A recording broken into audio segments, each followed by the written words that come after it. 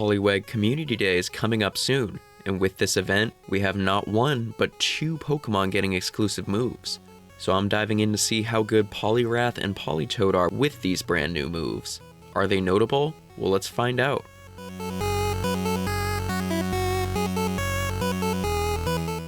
Welcome back, everyone.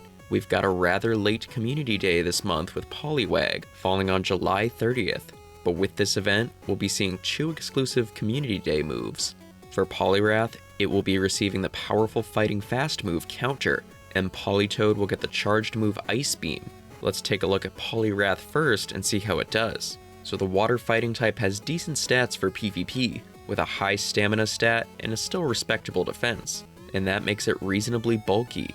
In the Great League, it's just a little bit bulkier than Vigoroth, and in the Ultra League, it's slightly ahead of Drapion. But all things said, while it's not as bulky as things like Bastiodon or Jellicent, it's still pretty good. Prior to this Community Day, Poliwrath was more of just a cup Pokemon, with it having decent charged move pressure with Dynamic Punch and Scald, but the weaker Mudshot kept it from being really good. It generates energy really well, but Poliwrath honestly needed more punch, and Counter does just that for it. Having strong stab fighting fast move pressure helps Poliwrath a ton, and it still generates energy at a decent pace. Poliwrath is now fairly comparable to Medicham, who's a big player in the Great League, as you probably knew.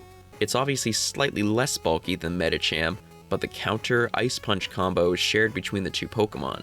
From there, I'd say Poliwrath will most often want Scald for some water pressure, plus the potential to debuff the opponent, but I'm sure certain metas may call for different movesets. Dynamic Punch and Power Up Punch are certainly still viable on Poliwrath, don't get it twisted. I just think that Ice and Water gives it the best coverage. Now in both the Great and Ultra League, Counter will allow Poliwrath to be a much stronger player. I don't think it'll be top of the meta in either league, but it will absolutely be good enough to play in the 2 open leagues.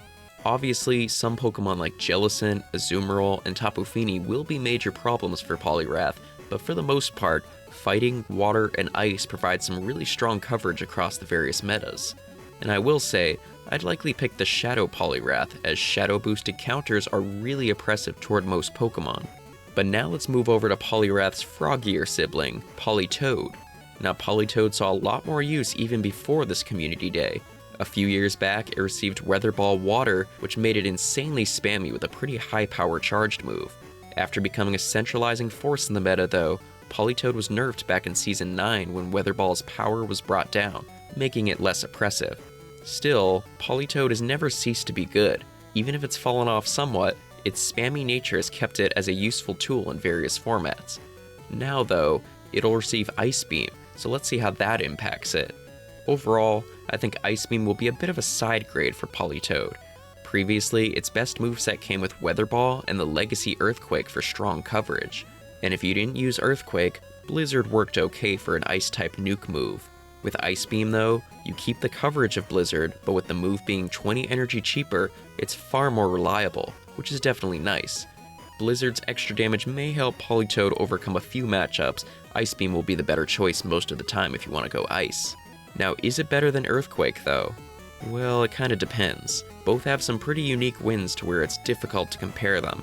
Ice Beam will give you much better matchups against Grass and Dragon types, which is pretty big, but then it leaves Politoed heavily walled by other water types like Lantern, Walrein, and Jellicent, and all of these Pokemon are pretty common. Earthquake gives Politoed a much better chance against these Pokemon, along with Electric and Steel types, but with that direction, Politoed then gets walled by Grass types like Trevenant and Abomasnow.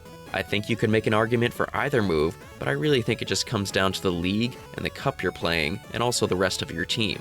For example, Politoed with Ice Beam would likely work really well in the Ultra League, if you plan the rest of your team around countering other water types, so Pokemon like Trevenant and Virizion would be really good teammates for it.